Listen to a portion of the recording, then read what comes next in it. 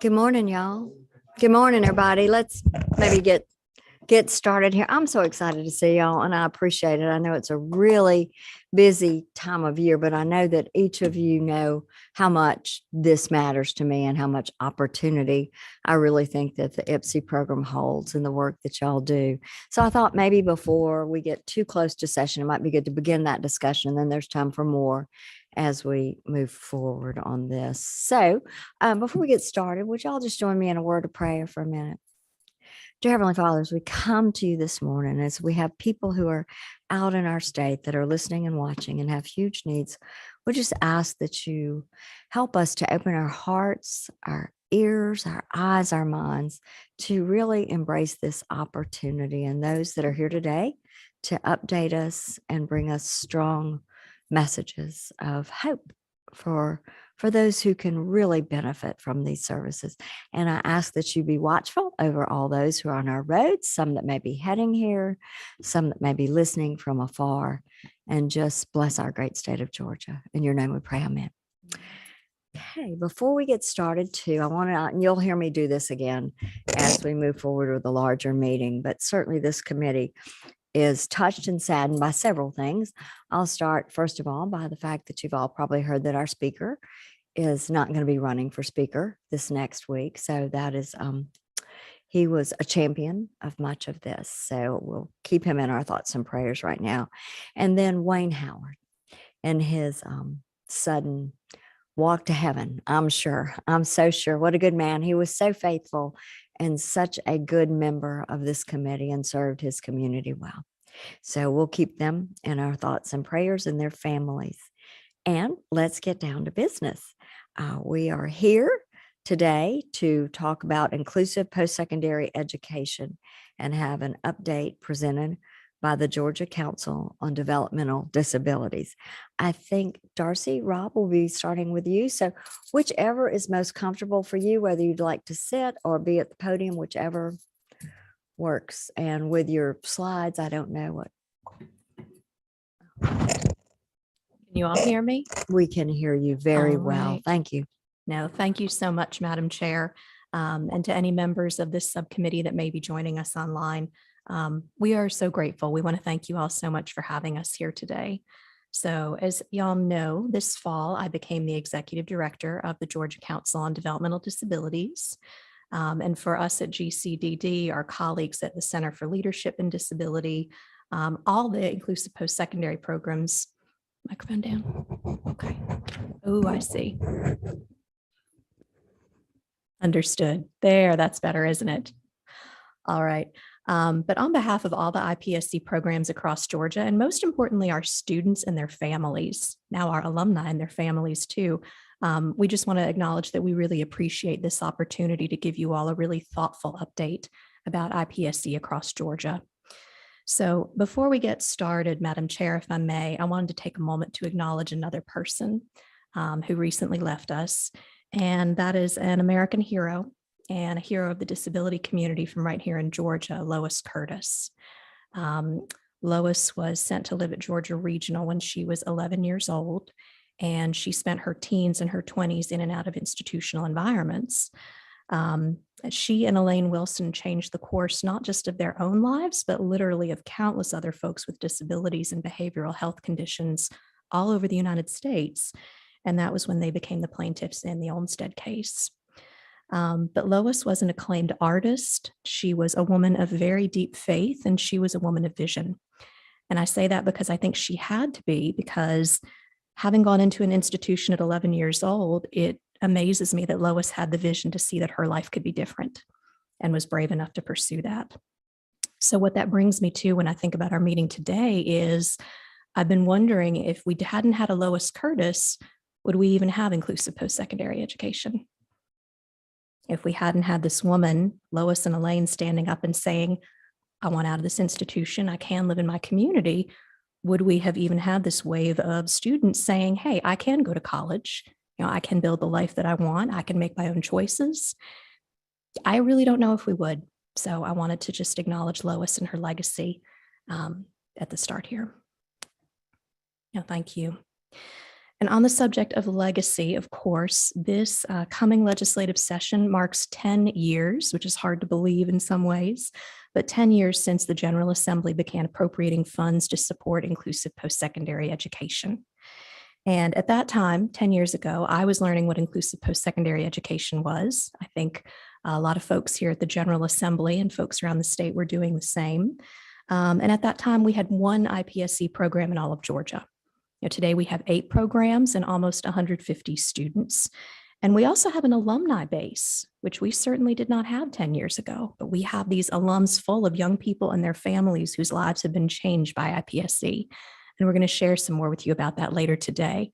But I will say, just as a preview, we have alumni who were the first in their families to complete a college program. We have alumni who have gone on not only to support themselves, but their families. We have alumni in their chosen careers. We have alumni who are supervising other people. So we really have some fantastic stories, and I can't wait to get to that part of the presentation and share that with y'all. Not that the rest of the presentation isn't great, but that is, I think, my favorite. So for y'all in this subcommittee, though, you have been a part of this journey with us all along. You have been supporting IPSC almost 10 years, and we are so very grateful for that. And we also want to acknowledge that that support has really perpetuated our success here in Georgia with IPSC. And that has allowed us to grow.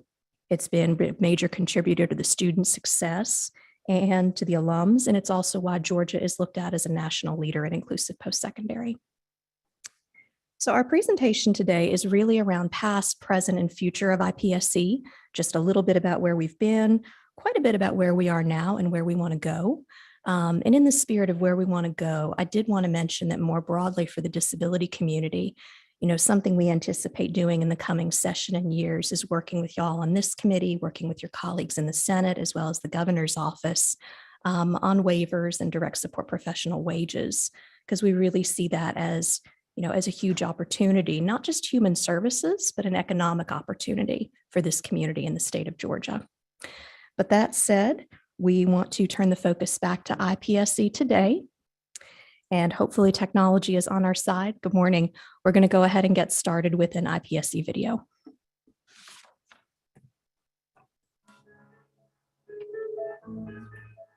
I grew up in Jefferson. I grew up in a little town called Houston. A lot of people don't know it. If you fall asleep, if you're driving through there and you fall asleep, you won't know you drove through it.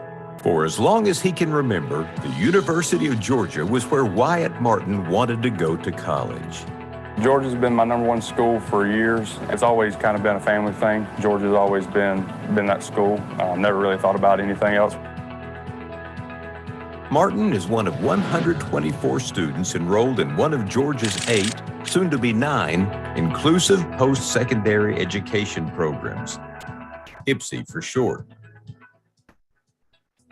Programs that within 2 short years changes a student from, am I gonna fit in at college? Is there gonna be people that just don't respect the way I am or respect the way I do things? to, I'm so glad that I'm in this program because they have learned to accept me for who I am. college is where life is lived. I went to Callaway Gardens to go to a sanctuary where I can look at different kinds of butterflies. Where lifelong friendships are made. I made some friends here and had some fun with them and play games and go to their basketball. I watch them practice for basketball. Where dreams are born. My goal is to be a basketball coach here.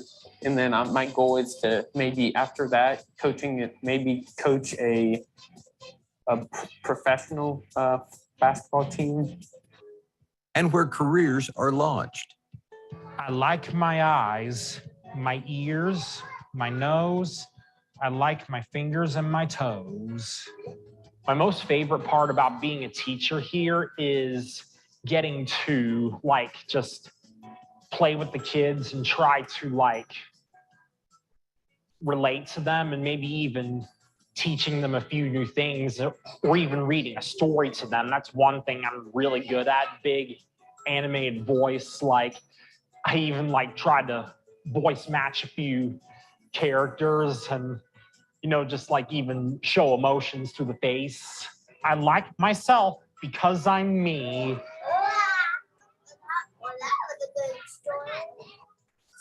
88% of Georgia's Ipsy College students graduate from their programs.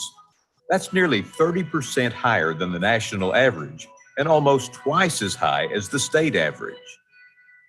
On average, 54% of Ipsy College graduates find employment 90 days after graduation. That's nearly 35% higher than the U.S. employment rate for people with an independent living disability, and 39% higher than the state's employment rate for people with an independent living disability. And the independent life skills Ipsy students acquired, well, those can't even be quantified. I was like really living independently. Like I was living in a 25-story apartment building, like with almost everything a house already has. So I was like going out and getting my own groceries. I was making my own food. They have prepared me life after college. Not have to, I won't have to rely on other people. Prepare me to be independent and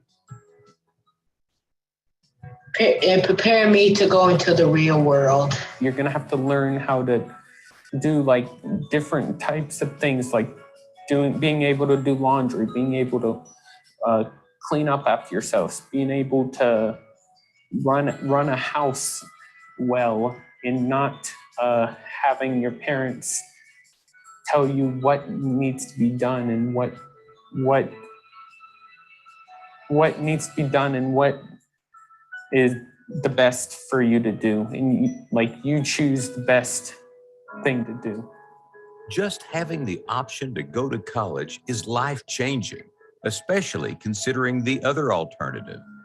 To be honest, if this ideal program did not exist, I wouldn't know where I would be. I would be probably still sitting at home, worried, troubled about what is my next step going to be.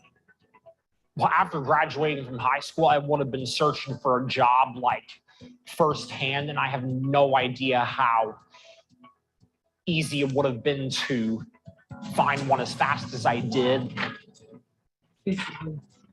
How are you doing? Good. How are you?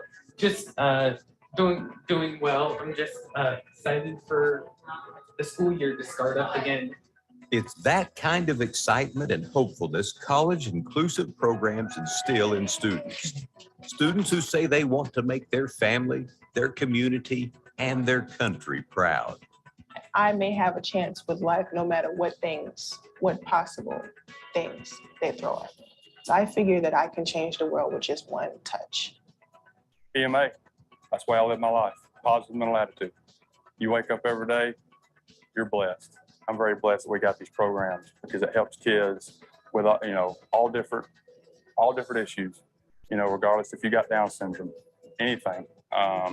It gives them an opportunity for after school, and it gives them an opportunity to chase their dreams. And that's what it's gave me.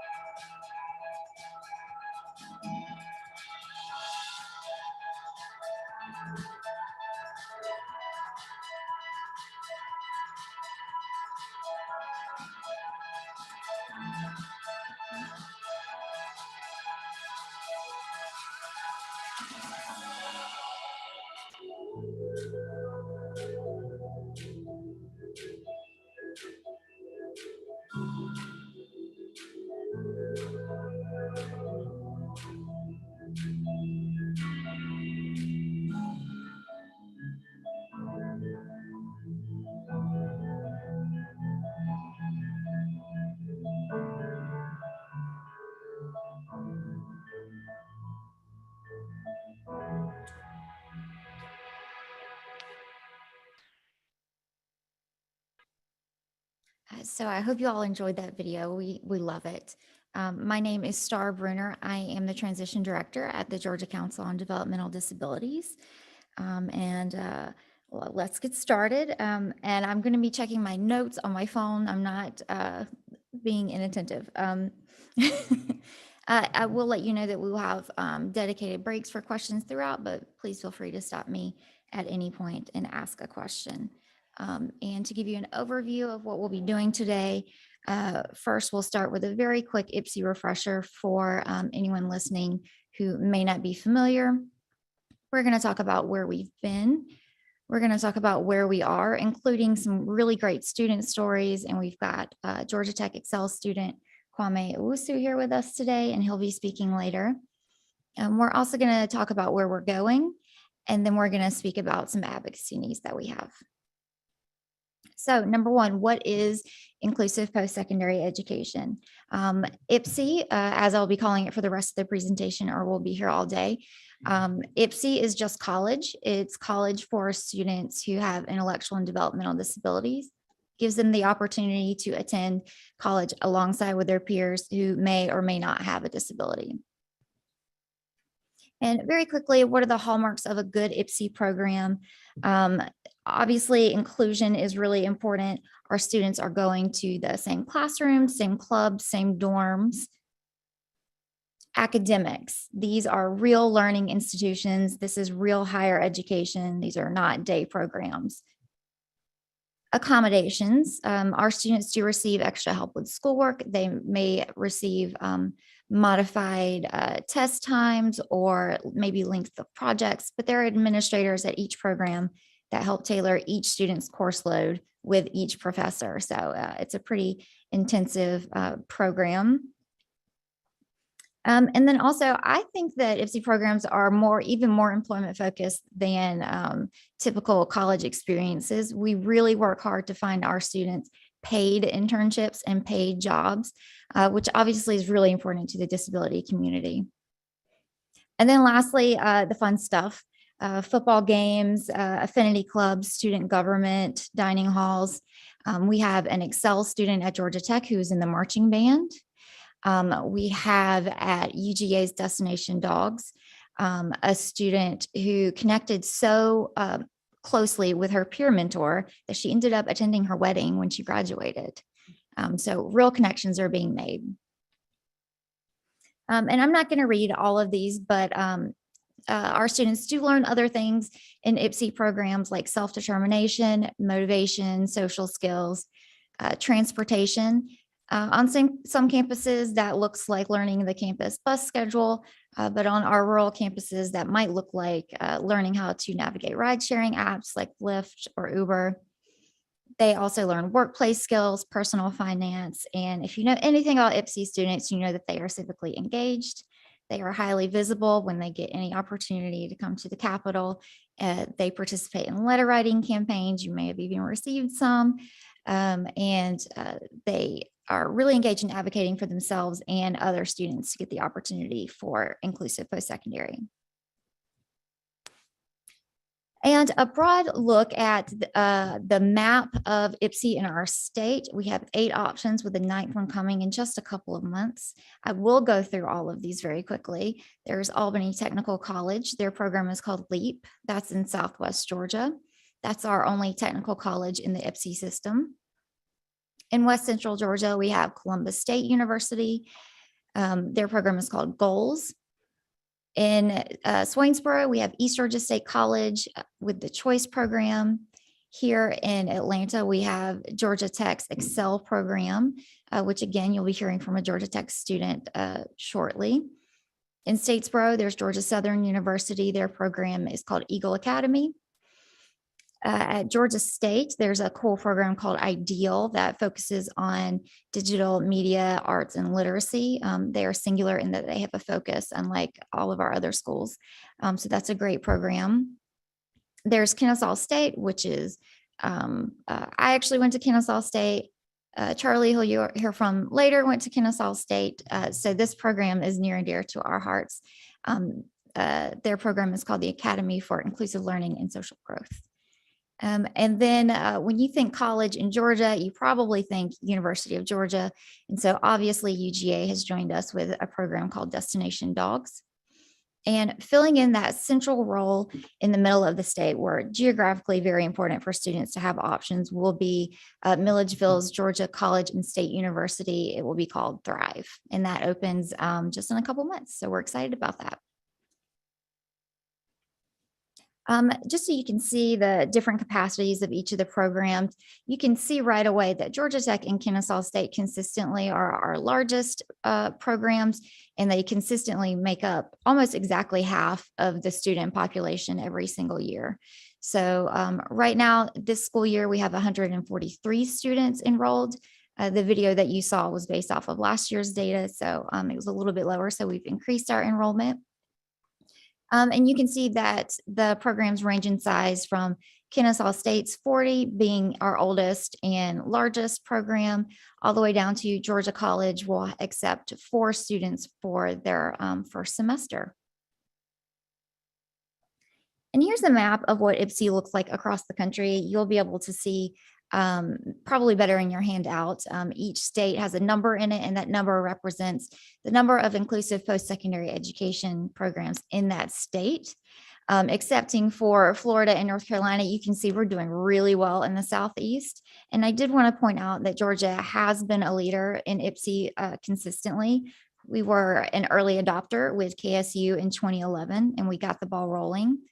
We also have a really strong statewide coalition that other schools, other states like to model their programs off of. Susanna Miller-Raines, who may be streaming in today, helped get Georgia on the map as far as statewide coalitions, and we're really grateful to her for that. And then also, we are unique in that we do receive funding from the state budget, from this committee, and other states come to us, come to the Georgia Council to say, how can we get that done in our state? That's a really innovative idea. Let's do that too. So other states are really looking to us for leadership as far as IPSI. And if you're wondering, it's been a long time since I've had geography, so I didn't know what that big state was that has no IPSIs, that gray square in the upper left-hand corner, and that's Wyoming. So if anyone's interested, Wyoming needs to get on the IPSI train.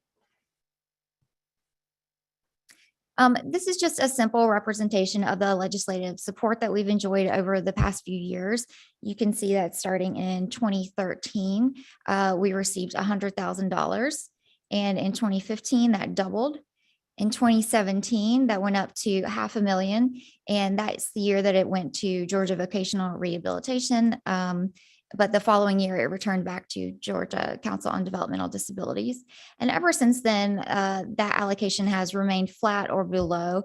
You can see that 20 to 21, that was the year that we received statewide cuts. Our program somehow received 16% instead of 14%. So I'm not sure how that happens, but it really did affect our programs. And there are some strings attached to accepting this funding. Our schools must maintain good standing in our Georgia Inclusive Post-Secondary Education Consortium, and we refer to that as GAPESIC, and it is what it sounds like. It's a consortium of schools and agencies involved in IPSI in our state. This requirement for funding means showing up for meetings, participating, collaborating, that sort of thing. Our schools must also submit semesterly and yearly data for students, programs, and outcomes. This is a lot of data. For our larger schools, this is a very big ask, but it's an important one. And all of our schools must have CTP certification, which stands for Comprehensive Transition and Post-Secondary Certification. Having that CTP designation means you're an official IPSI program and your students are moving towards a meaningful credential. And the federal government says we will give your students Pell Grant money to attend these programs. So everyone accepting these state funds should either have their CTP or be within about a year of getting it. So we have a grace period.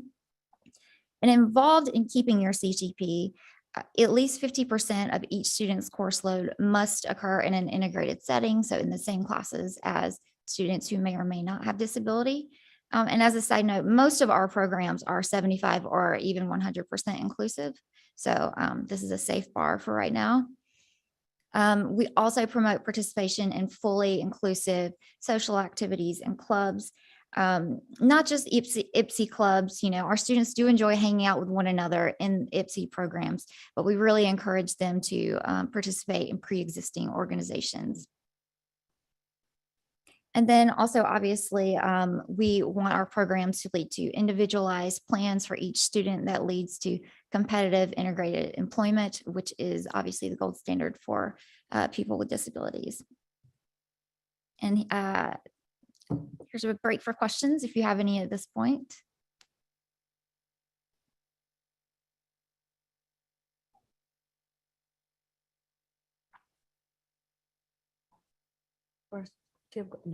No. I had one quick one just because I missed at the beginning when you were talking about the names of the programs. So I missed a couple. Albany, did it have a name? It's called LEAP. LEAP, okay. And then what about East Georgia in Swain? Choice. Choice. And the newest one? It will be called Thrive, and that's in Milledgeville. Those are just great names. Great names. They are great. Okay, good. Okay, great. That's all I have right now. Great. Thank you. Great. I'm going to dive into some data for the next few portions. You can see based on our last year's student survey, so 21 to 22, about 65% of our students are male and 35% are female. You can see about half of our student population is white, but 42.5% of our student population is Black or African American, with about 5% being Asian. And here you'll see that about 6% of our population identifies as Hispanic or Latino. And we do ask our students to self-identify their disability. Our students can select more than one, and you can see that the obvious leaders in these categories are intellectual disability and autism. That is very important because these programs are specifically for people with intellectual disabilities. And sometimes that does co-occur with autism, but not all students with autism have that intellectual component. So our programs are specifically for students with intellectual disabilities. And you can see there's a list of other options that students can select as well. And this is probably what you may be most interested in hearing today. You can see that for the past few years, our total number of students has ranged from 128 to this year's 143. Those 2 years in the middle, you can see our pandemic years. And so our enrollment dipped slightly, which reflects greater college numbers. Our number of graduates fluctuates. Last year we had 50 students. And then our percent of graduates employed within 90 days has gone from 54% to 48 to 58%. And I did want to say that we poll our students within 90 days of their graduation date. So this means within 3 months of their graduation date, we ask them, do you have a job, yes or no? And so this is the result of that question. And so if you think about maybe when you were in college and when I was in college, I did not have a job 3 months after graduation. So I think that these numbers are particularly impressive. And I always like to give you some context about these numbers. According to the Disability Statistics Compendium of 2020, for a comparable group of people with individuals with independent living disability, nationally, their employment rate is 19.2%. And in Georgia, that number falls to 15% employment. And so if you look at 15% compared to 58% employment, you can see that these programs are really doing some good work. And here's some miscellaneous data from our last pool of graduates. Our graduates are working an average of 29 hours a week, and they're earning an average of $11.20 an hour. And you'll hear some great stories later of students who are making way above that. 88% of our graduates report being satisfied or very satisfied with their jobs, which I think is amazing because, again, my first job out of college, I wouldn't have been able to say that. Nobody look up what that job was. 39% of our graduates have received a raise within the last year, which is also really impressive. Not a lot of people can say that in this economy. 41% of our graduates have paid time off, with 32% also having access to paid sick leave. So our students are getting benefits. And 75% of our graduates live in a rented apartment or home that is not their family home. So they're getting benefits, they're getting more independent. And you can see that only 28% of last year's graduates live with their family members, and 22% live entirely independently. And then 97% of our graduates have health insurance. So you can see that being in IPSI leads to employment outcomes, independent outcomes, health outcomes with getting benefits. A lot of good things come out of IPSI that we're real proud of. And so on the next slide, you'll see we asked our students, did your experience in college help you get your job? So you can see that the vast majority of students said that their program helped a lot, or at least helped some finding a job after graduation. And so what does our governor like to say? Georgia is #1 for business. Our business community has really embraced our students.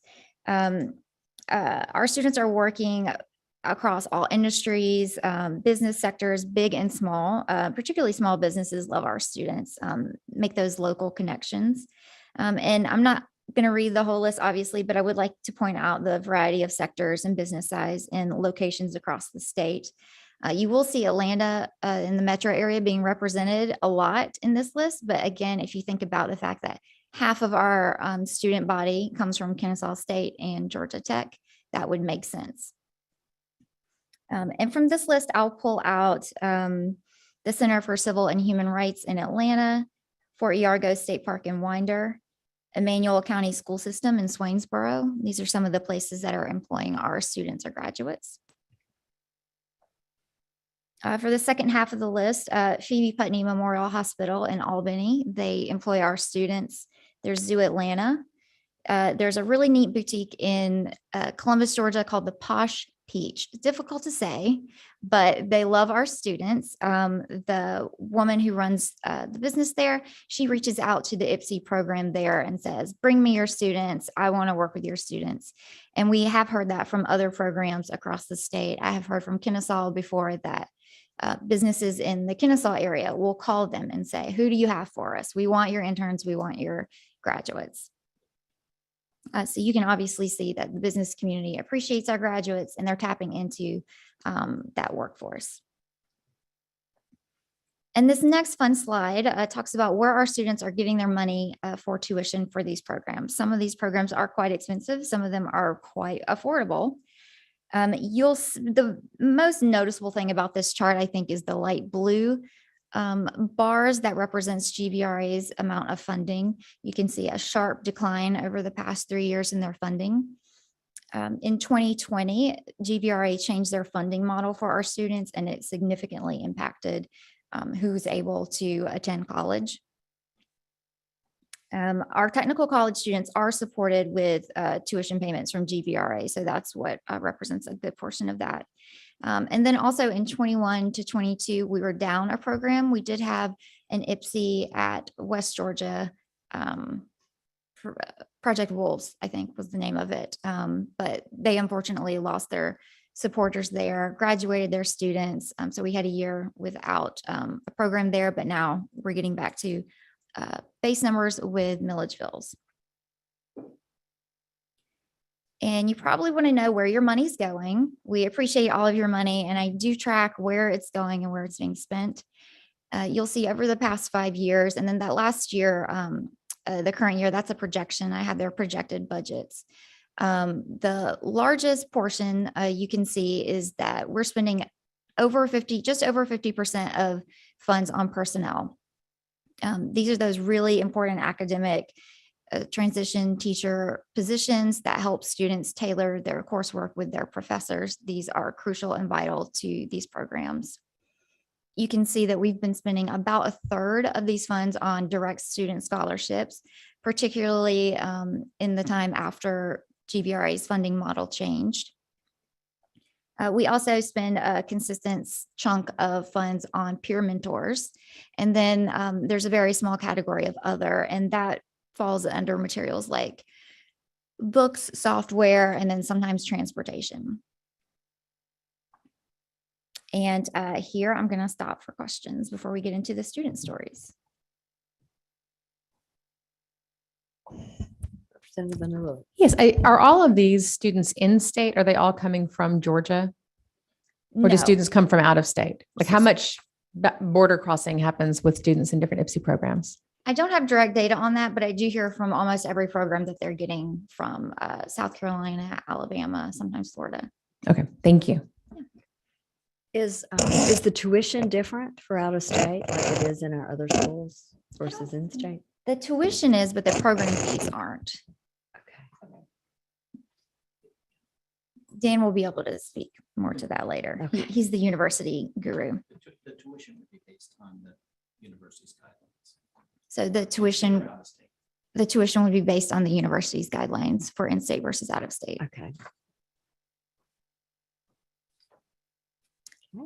And next, we're going to show you some human stories for all those pools of data. I think you're going to really like some of these stories. Albany Tech's program wanted to tell you about William Hall. William graduated from LEAP in 2018. He is employed at Terra Foods manufacturing plant, earning $15 an hour, which is pretty darn impressive. Since graduation, he's purchased his own car, and he's in the process of moving into his own apartment. So this is exactly the sort of outcomes that we want to see out of our programs. Columbus State University wanted us to tell you about Caleb Griffin. He began the Goals program just earlier this year in January. He's currently interning with CSU's Tackle Football Club, and I think that's him there to the right with the coach of that team. He is participating in Project CETA sessions, and Project CETA is another GCDD funded project. It stands for Students Enhancing Their Advocacy, and this is a one-year program, advocacy training program for IPSI students where they receive training and mentorship related to advocacy, leadership, and professionalism. And Caleb has also served as a peer leader for high school juniors and seniors during the Summer Bridge program this past year. So he's just in the program and he's already to lead other students into inclusive post-secondary education. And that's what that Bridge program is. It helps high school juniors and seniors get a taste of the Columbus State campus and see if maybe IPSI might be right for them. Our next story is Sharonda from East Georgia State College. Sharonda is a first-generation college student. And we hear this frequently, particularly from those IPSIs down in the more rural parts of our state. And as you know, first-generation college students, that can be life-changing for a family's economic mobility. In her second year of study at Choice, she is taking classes in first aid and psychology. She also participates in Project CETA. I also met her at a networking event. She is actually a really lovely person. And she's employed as a peer mentor. So she works with incoming Choice freshmen. After graduating or while they get more seniority in their programs, a lot of our students reinvest in their programs and mentor younger students. So that's sort of a common theme that you'll see. She will graduate in spring of 2023. I'm sorry, I think the handouts may say 22, but it is 23. And she plans to seek employment as a paramedic or first responder. Here's a cool story from Georgia Southern's program. This is Max Champion. You can see him there on the left with the university president. He graduated just a few months ago. While attending, he moved off campus, so again, gaining that independence. He joined a fraternity, the Kappa Alpha Order. I don't know what that means, but I think it may mean a lot to some other people. I'm hearing it means good and bad things. So a lot of our students are getting more and more involved in Greek life, which I think is really exciting. It's great, right? It really shows that they're involved in campus and that students are accepting them and including them in activities that they really don't have to. So Georgia Southern is particularly good at promoting Greek life for students in the IPSI program. UGA does it pretty good as well. Max interned for the athletic department, assisting in identifying players for pictures and uploading videos to YouTube. In the fall, Max was accepted into Georgia Southern University to pursue his associate's degree, which is great. That's really impressive. And we're starting to see some of our students leaving our IPSI programs, going on to further their education. That's great, right? Yeah. He's going into the Georgia State associate's degree. Georgia Southern. Georgia Southern. Okay. I may have said state, excuse me. No, I probably know. So he's going to the same school, just seeking an associate's degree outside of the IPSI program. Wonderful. Yeah. I love this story. This is Nadia Osby from Georgia State University's Ideal program. I think you'll really like this story as well. She graduated in fall of 2020. She studied sound design, film production, and marketing. And remember earlier I said Ideal's program focuses on digital media, arts, and literacy programs. They have a really cool focus for their IPSI. Nadia interned with Georgia State Athletics Marketing Department and the campus newspaper. You can see her over there on the left with her newspapers. After graduation in spring of 2021, she began working as a security officer at Mercedes-Benz Stadium. She's now a security team's manager, so she has received a promotion also at Mercedes-Benz. And now she leads a team of 10 people, and she works all Atlanta United games, Atlanta Falcons games, as well as special events. So I have never led 10 people. I find this really impressive, and I'm really proud of the work that Nadia has done and that Georgia State University has done to prepare her. And she's currently making $18 an hour.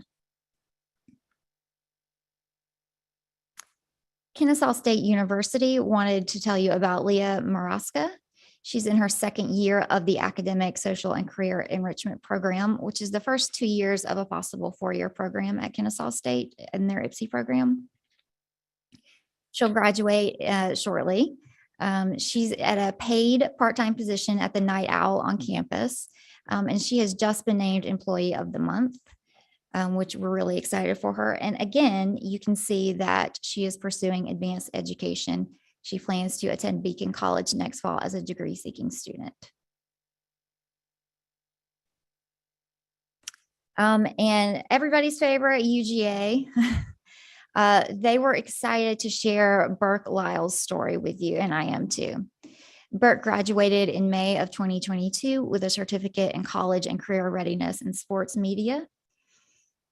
He completed courses in sports media and broadcasting, and he hosted and commentated on sports radio for radio station WUOG, which I think is the campus radio station.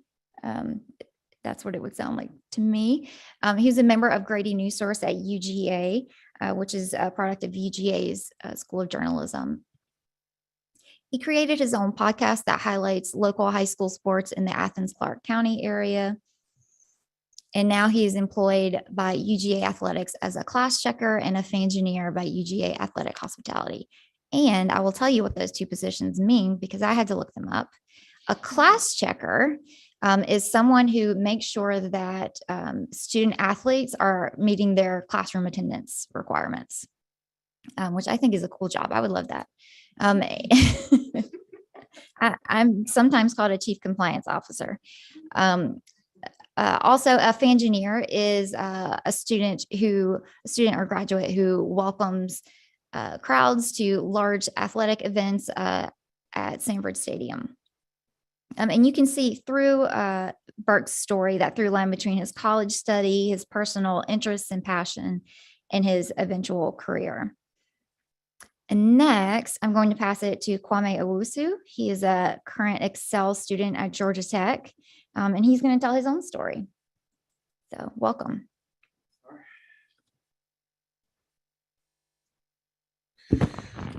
Hello, good morning. How you doing? Okay. So let me tell you about my story. Before coming to Excel, I never had a paid job. The teachers at high school encouraged me to get jobs. I tried to work at Walmart and a lot of different jobs while I was in high school, but didn't have any luck. It was probably okay because my parents wanted me to focus on school. Excel helped me get jobs. I worked at the post office on campus, the CRC, which stands for Campus Recreation Center, which was my favorite. I was a chef assistant at a sorority house. Right now, I have an internship off campus with the student housing warehouse.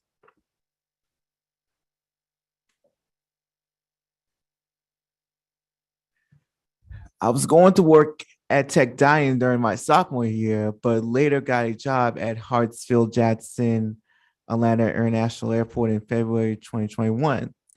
In my careers class, I was invited to a virtual job fair for the companies at the airport. I choose to apply for Paradise Lagrande. I had never heard of them before this job fair. It took 2 months with all the clearance and background checks. So I finally started in April of 2021. I still work there now. And anytime they are hiring, I tell all my friends. I am a stock replenisher for the retail stores like the CNBC News store on Concourse A. Before I came to college, I didn't know what a lot of jobs were, like an RA, also known as resident assistants. In my class, my mentors and coaches and my academic advisor suggested jobs for me that they thought I could do. I always have a good work ethic because my employer treats me very well. I can also train new employees to do their best while working at the airport. I am a good leader. I'm always learning new things. I'm an advocate and supporter. I plan to get my own place after graduation. Don't let anybody tell you which job you can take or jobs you can't do. Live your dreams and try to focus on your career before going to college and while you're in high school, because high school helps you a lot. College is an option for you. Thank you. Thank you so much. It is so nice to see you. I have visited the Excel program before over the years. I know what a strong program it is, and just so glad that you've participated and then done so well. Thank you very much. This is something that I wanted. This is the college that I want to go. I just want to make friends. I want to build connections with the clubs and the organizations and with other colleges around in the state, not just this state, but around the country and around the globe. That is wonderful. I know you'll be a leader in that as well. Representative Anowitz. I have been a leader for years. I just want to be a leader. Excellent. Kwame, I have heard great things about you, and I've heard great things about the Excel program. You are very impressive. And being a Georgia Tech Yellow Jacket is such a special opportunity and privilege. And I am so glad you are able to have this opportunity to go to Excel and be a Georgia Tech Yellow Jacket. Thank you for the compliment. I'll take that. Excellent. Excellent. I think that's all of our questions right now. Thank you. Great job, Kwame. Thank you. Am I close enough to this? Everyone can hear me still? Yeah. Okay. And so I just have a couple more slides about our advocacy needs, but I can pause here. Do you have any questions about the student stories that you've just heard? I don't think so. And I don't see any coming up online right now. So thank you. Let me ask you this. There was one I noticed. I think it was when you were talking about Georgia Southern, perhaps you talked about the bridge program. This Columbus State. Yes. Yeah. Columbus. Okay. And that is a high school opportunity, I think, as I understood it, to see. Do most of the colleges also have that, or is there, I know there are orientations, or there are also opportunities for students to visit. Yes.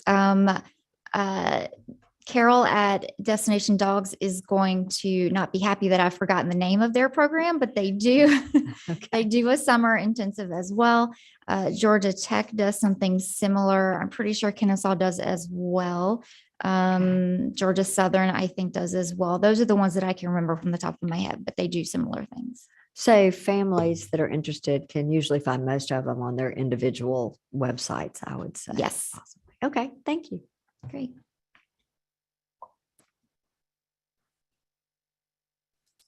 So advocacy, that's what Georgia Council on Developmental Disabilities loves to get people to do, to advocate for themselves. And we are here to educate and inform you as well. Obviously, particularly after the funding model shift from GVRA, scholarships are very important to our families. You probably already know this, but maybe some of us, some of those listening online may not know this, but families have traditionally not been saving for our students, for children with intellectual and developmental disabilities. Teachers in the past have not known this was an option because it wasn't. They weren't suggesting parents save for it. Many families do save for college. But our students probably weren't saving for college, or those college funds would be spent on support services along the way. And while IPSE students can access federal student aid through Pell Grants, they are not eligible for the Hope Scholarship, which I get a lot of phone calls from parents about that, who are bewildered as to why one child can apply for Hope and why their sibling cannot. This year, we're going to explore a pathway to a parallel lottery funded scholarship that can support our IPSE students. We're really excited about it. We have a group of family advocates who have a real fire in their belly. As these programs grow, the parent pool grows as well, and they're very excited to pursue any sort of opportunity to advocate for their students. And as you may know, the Georgia Lottery is up to a $1.1 billion surplus, which is a whole lot of money. And we did some sort of back of the napkin math. A $7,000 scholarship for each of about 140 students is less than $1 million. So you can see this is very affordable, and you've already heard about some of the wonderful outcomes we have. So the return on investment there is significant. Please talk to your friends on the higher education committee, because we'll need their support as well. So again, our greatest current needs are scholarship funding. We also obviously really appreciate your ongoing program investment and continued support into inclusive post-secondary education. We really thank you for that. We would also like to see an annualization of our most recent one-time request for funds to strengthen our technological infrastructure. And this is something really interesting that, as Darcy hinted at earlier, our pool of alumni is deepening, is growing wider as well.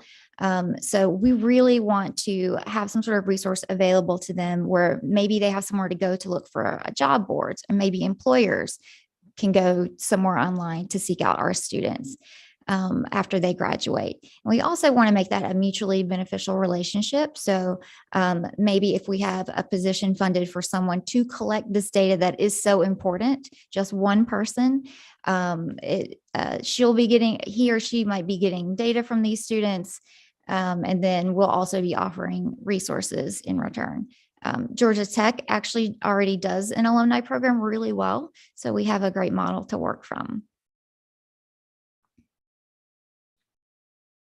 And then we would also love to see the increase of our current allocation just to keep pace with our student body, which is growing. Our number of programs are bouncing back up, and the rising costs due to inflation. Our allocation has been flat or below for a few years, but colleges are not immune to the rising costs of inflation. And questions before I pass it to Dr. Daniel Crimmins.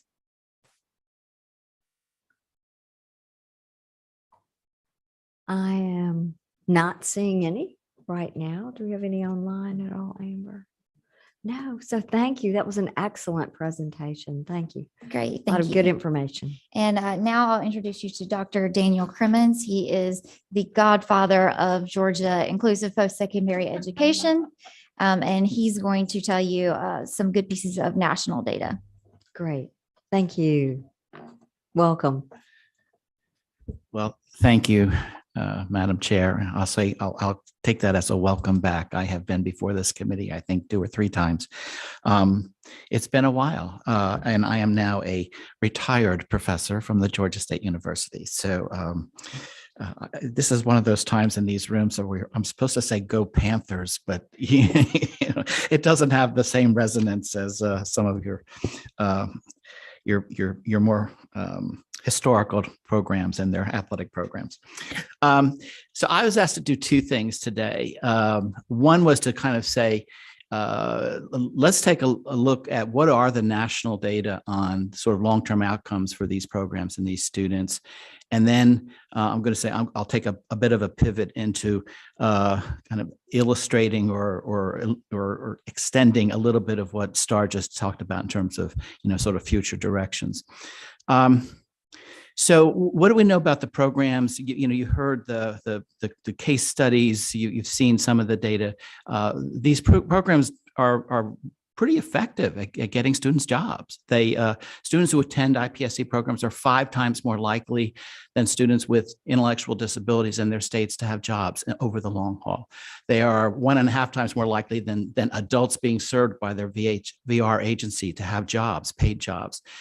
What are the predictors that they work during their programs and they complete their programs? Surprise, surprise. If you go to school, you finish your program, you finish, you've had work experiences, you go out, you're ready to work. Then what happens? 60% 1 year out still have a job. 2 years out, 66% have jobs. And 3 years out, 67% have jobs. So one of the things that's, I think, most important about this is that these are not, we are sometimes, I had to go to the National Coordinating Center to ask one of our colleagues there for these kind of data, because we don't really have the means to track lots and lots of students nationally for this kind of thing. And that's clearly part of that last ask that Star said out loud.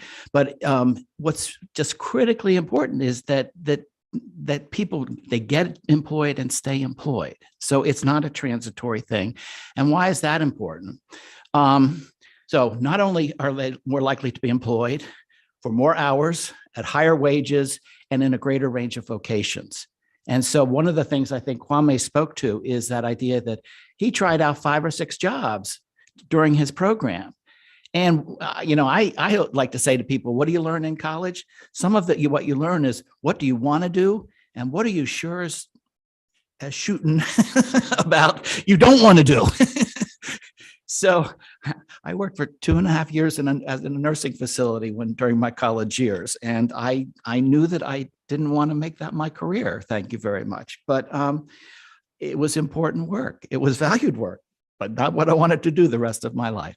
So, and then I think there's one study that I think is really compelling. And it's sort of, I think one of the reasons to put this in front of you as a committee and in your roles as stewards of the taxpayer, that post-secondary education was cost efficient.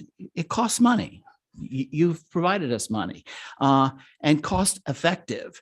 And in the payback in terms of reduced benefits and taxes paid by then employees is about the 30-month mark. You stay employed for 30 months, you get a positive return on investment. I think that's an intriguing statistic. So do things cost money in the short run? Yes, they do. But is it forever? And that was the one I thought compelling, because it's not horribly simplistic. 28 months is not an insignificant amount of time, but that's why I had to show you the last slide that showed that they're still employed at 3 years. So a couple of things. Thank you for naming me as the godfather. I'm not sure that could be a dubious distinction, but we've grown programs since I started this work, and started in about 10 years ago, and with your support and frankly, $2.5 million in federal money that we were able to bring to Georgia over a 5-year period.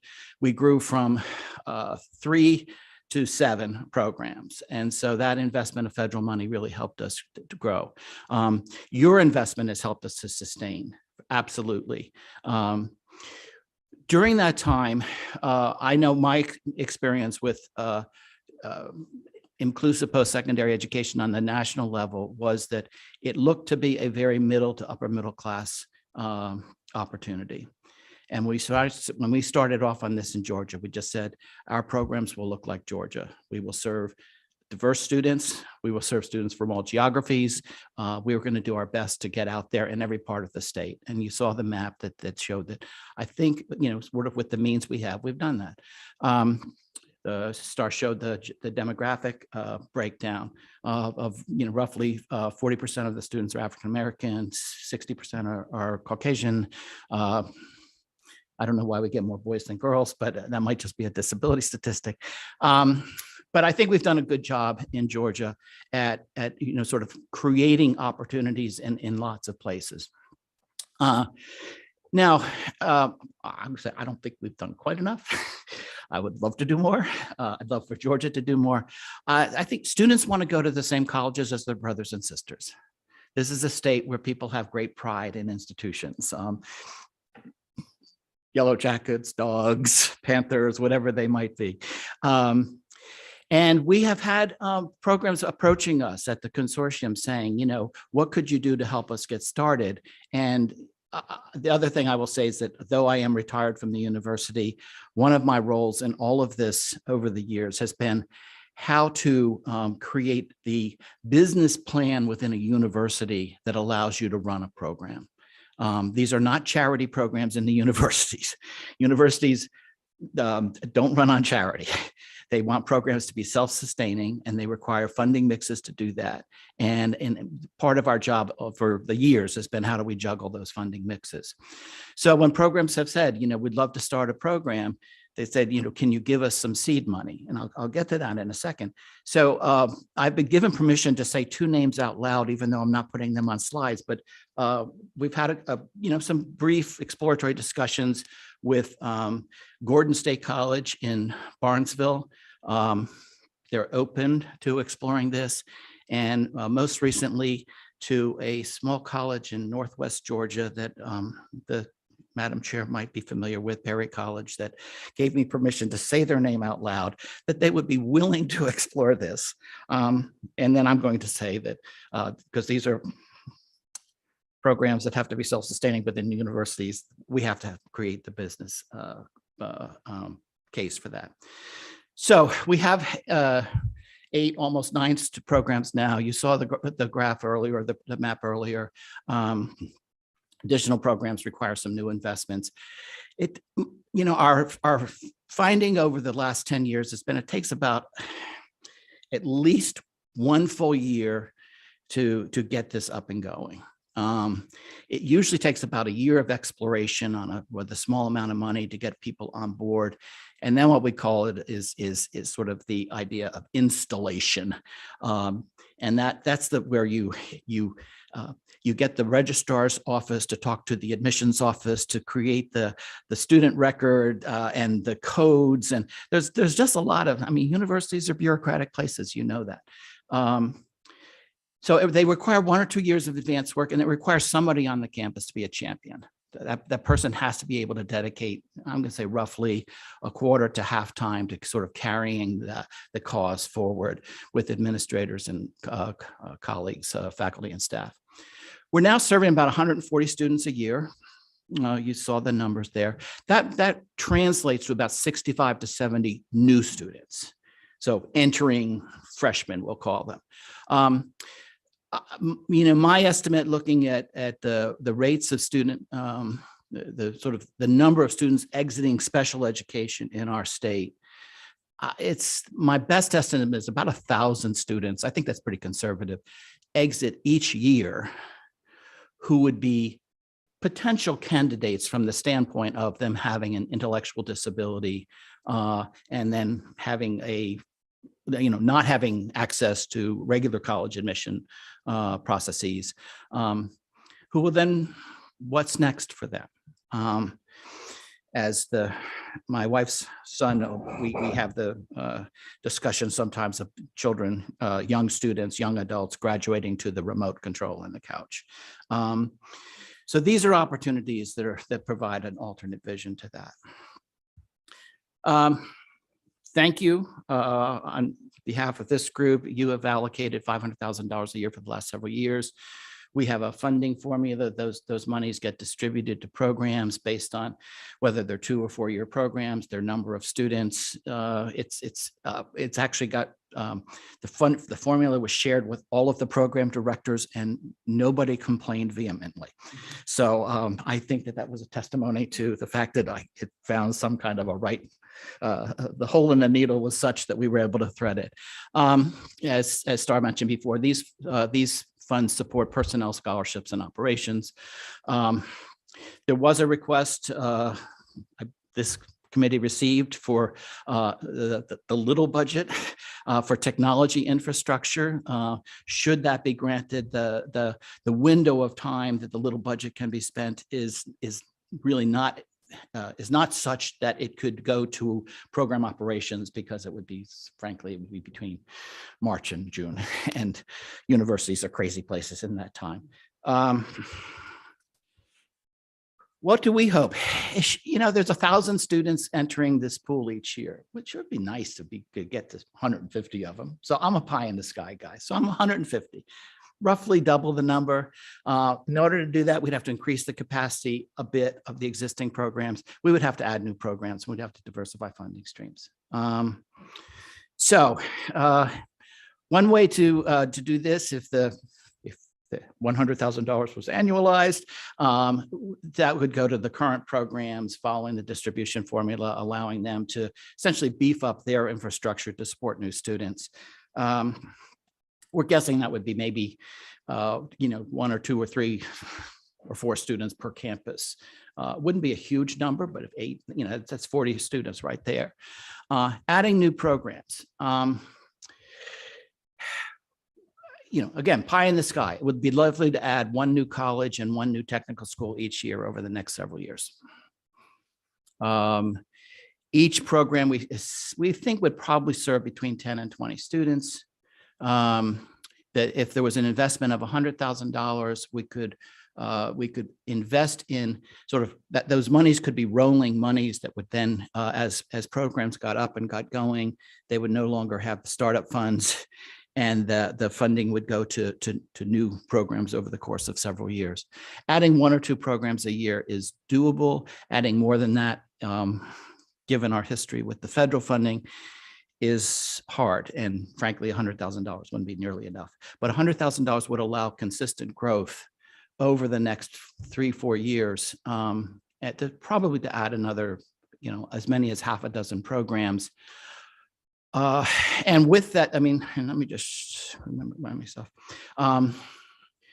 So we mentioned, in order to do this, we think it's important if we could find a more consistent and predictable scholarship base for some of the families. The percentage of dollars coming from families is pretty significant. It's about 30 to 40%, I believe, on the statewide level. We are GVRA does support the technical schools, the technical colleges, and that's one of the reasons I think that we would very much want to expand the technical college programs, is that there's a more immediate availability of funding for the programs. And the other issue is that there's a very significant number of students. I'm sorry, I'm giving my age away, calling them children, and I shouldn't, of young adults attending the technical colleges. And if students are going to go where their brothers and sisters go, then they go to technical colleges too.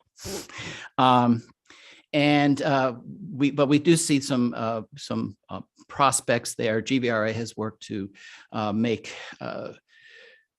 $3,000 a semester available for 4 semesters for a whole set of activities on all of the campuses now. So that's some funding that is available to the programs.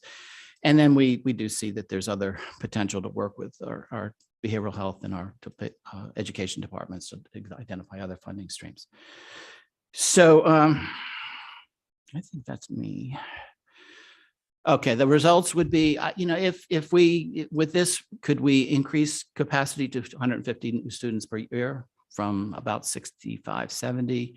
That would mean that 300 to 400 students were served each year.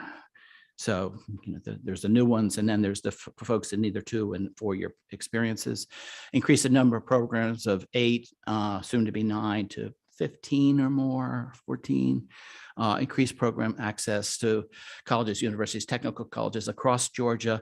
We're still a little thin in Southwest Georgia, although it's not a highly populous area. We're still a little thin in Northwest Georgia.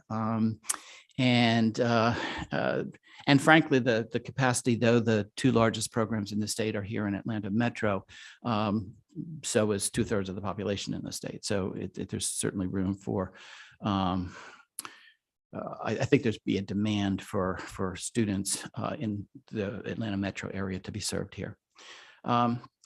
So, and then the other result of that is doubling the number of students exiting each year. And so then we get to go back to those happy statistics of people, getting jobs, keeping jobs, and paying taxes.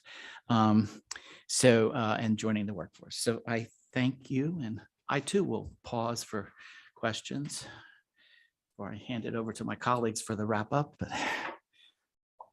Thank you, Representative Miller.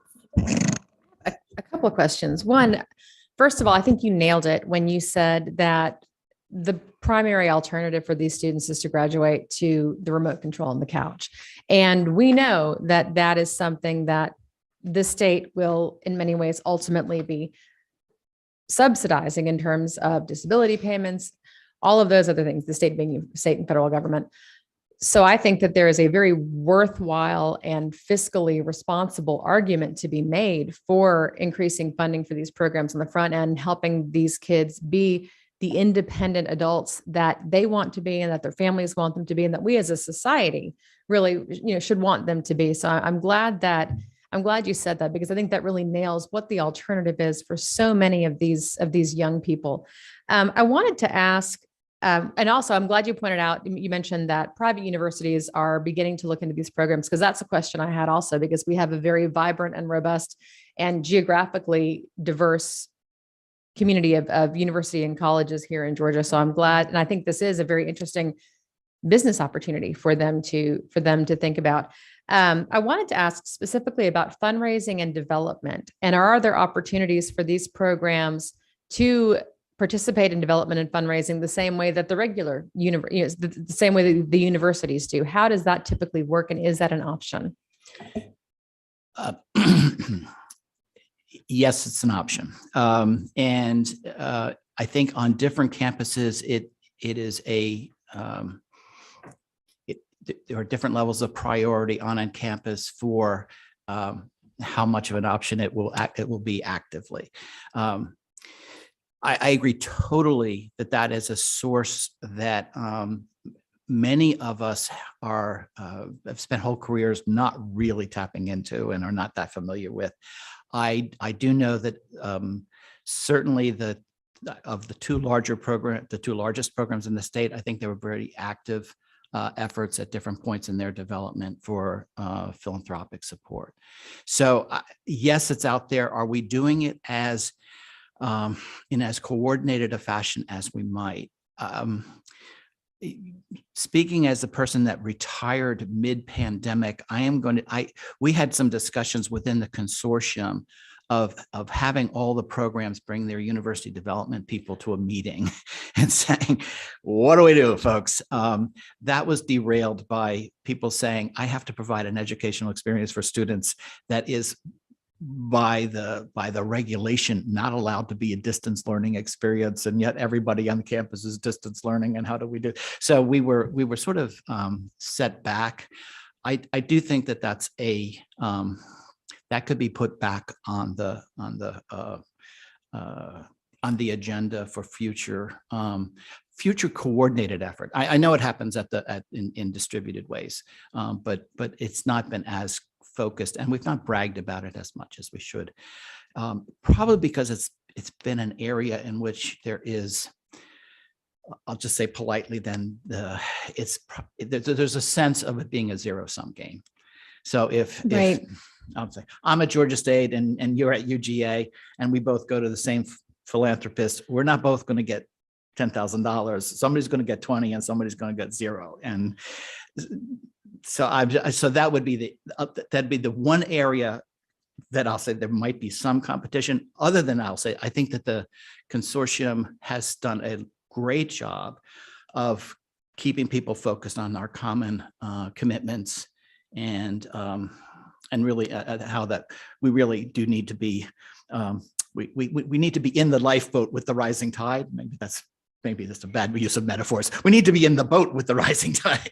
And how do we support each other? But I think it is a potential opportunity. No, I appreciate that you answered that very diplomatically, because that's really what I wanted to get down to, sort of the meat of like if you, for example, if you are the Excel program at Georgia Tech, and this is a complete hypothetical, but if you're in the Excel program and you contact, the Georgia Tech Office of Development, is there even room for that conversation? Or is that, and I liked the idea you had, that of bringing all of these development offices together, because I would think that there would be campus-wide benefits for having these programs, but I also understand that there are only so many foundations, and everyone is asking for the same dollars from the same foundations. Yeah, but though, to speak to that point, when I met with the development people at Georgia State, they were actually pretty encouraging in the sense that they're saying, like, your interests, and I'll say it wasn't just for the IDEAL program, it was also for the center that I directed, but your interests are not really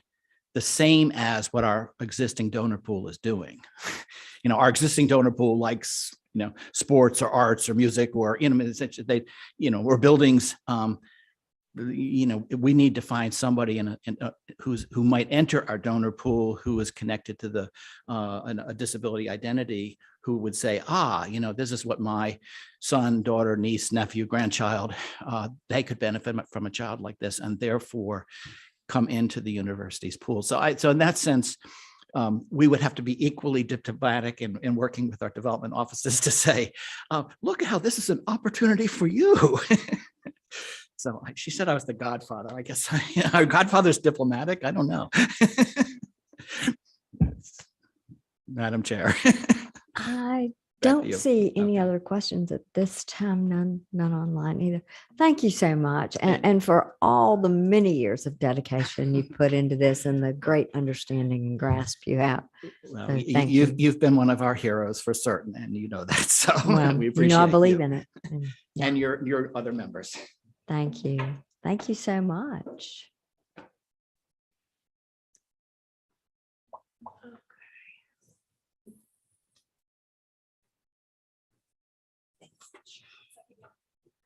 So.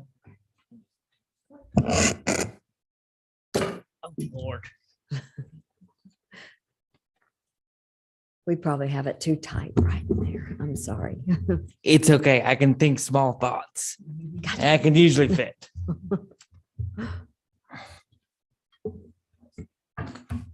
Oh, no, I'm good. Madam Chair, members of the committee, my name is Charlie Miller. I'm Legislative Advocacy Director for the Georgia Council on Developmental Disabilities, and I'm so excited to be here speaking to y'all about something that's very close to my heart, inclusive post-secondary. And as Georgia Tech and the Panthers and other folks have been represented, I gotta say I am a Kennesaw State alumni from their IPSC. Go Owls! So I gotta have school spirit sometimes, y'all. But today I get to really advocate for the whole IPSC community. These organizations, these schools, these opportunities really bring an opportunity for people with disabilities. And they are one of the most important things that we can do for the disability community in Georgia. We always say, like my colleague Star Bruner said, the governors have always said Georgia is the #1 place to do business. This time and time again has showed Georgia is ready for inclusive post-secondary. to help bring more opportunities for employment for people with disabilities. I want to give the closing advocacy needs today. And I just want to restate that we are working on pursuing lottery funded scholarships for our students with disabilities. We are working on funding a data administrator alumni network to a coordinator position. This opportunity will be really useful for alumni who are working to just build a relationship, build a relationship with their IPSEs. And then also we're looking to annualize the recent one-time ask that we have submitted with y'all. These opportunities are going to really help push the disability community in the right direction. And then lastly, like always, y'all, I think a common theme that we've heard today is thank you. Thank you a lot for the support and the opportunity you've given the inclusive post-secondary community in Georgia. We're constantly looking at program and capacity expansion through an increase in the allocation in the near future. And y'all, I want to say thank y'all for listening today. It really helps. So I want to say thank you, and we are open for any questions. And don't worry, I've always been taught that sometimes you don't gotta be the smartest person in the room. You gotta know the smart people to bring in the room. And I've brought my smart people in the room. I love it. I love it. You are definitely correct. Very smart people, very smart people. Are there any questions from committee members or any of our members that might be online? Not seeing any. You brought such smart people. Y'all have already answered everything. Apparently. So I want to particularly thank Charlie and Kwame, though, because I think as we walk forward in this, as we do every year, it is so important to know you, to hear your hearts, and to have your personal image with us as we begin this discussion, because it is very real. And it is such a huge opportunity. I've been privileged to see many of the success stories over the years, and many who are walking that path right now and who hope to walk that path. So I appreciate the exploration y'all are doing in the many ways to try to make this more affordable, more accessible, and just to have more opportunity for students across the state. So not seeing any questions, I want to say thank you. Persevere, stay in touch. January is just right around the corner. At this point, none of us know what we'll be serving on or doing. It's a whole new year and a whole new time, but I don't think you'll be able to push us away from caring about this and following it wherever we may be serving. So thank you so much. Y'all have a great day. Look forward